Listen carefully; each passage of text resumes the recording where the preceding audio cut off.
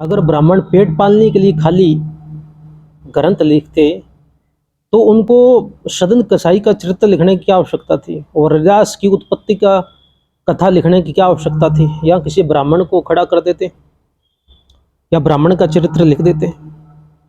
अश्विनी कुमारों के अंश से सदन यानी सदन कसाई और रविदास की उत्पत्ति कथन, ये भविष्य पुराण प्रतिसरक पर्व चतुर्खंड अध्याय 18 में आई की कथा रविदास जी की, क्योंकि रविदास जी बहुत बड़े संत हुए। ठीक है, तो यहाँ पे भक्त की महिमा है, धर्म की महिमा है।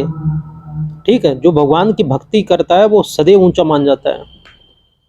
अब एक ऐसे अनंत कथाएं हैं, बहुत सी कथाएं हैं, एक कथा और ले लेते हैं। बड़ी सुंदर कथा है भक्त चक्रिक भील की।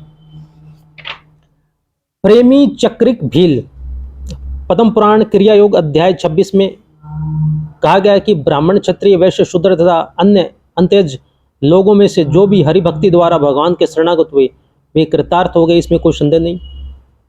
तो पद्म पुराण में कथा आती है क्रिया योग 15, 22, 24 में।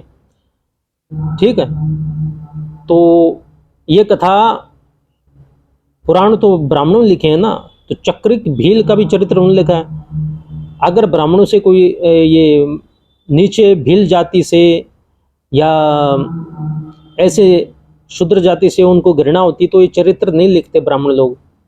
ठीक है, भगवान की भक्ति की महिमा, भगवान की भक्ति जिसमें है, धर्म जिसमें है, सत्य जिसमें है, वो फिर किसी जाति का वो ऊंचा माना जाता है।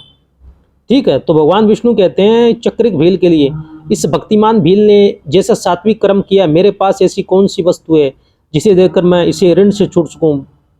ब्रह्मा का पद, शिव का पद या विष्णु का पद भी दे दूं तो भी इस भक्त के ऋण से मैं मुक्त नहीं हो सकता। इसकी कथा एक तो पद्म विस्तृत पद्म पुराण में आएगी, और एक भक्त चरितांग आता है गीता प्रेस से, भक्तों के चरित्र इसमें आधुनिक और पौराणिक इसमें पढ़ सकते हो आप। पेज नंबर है 315।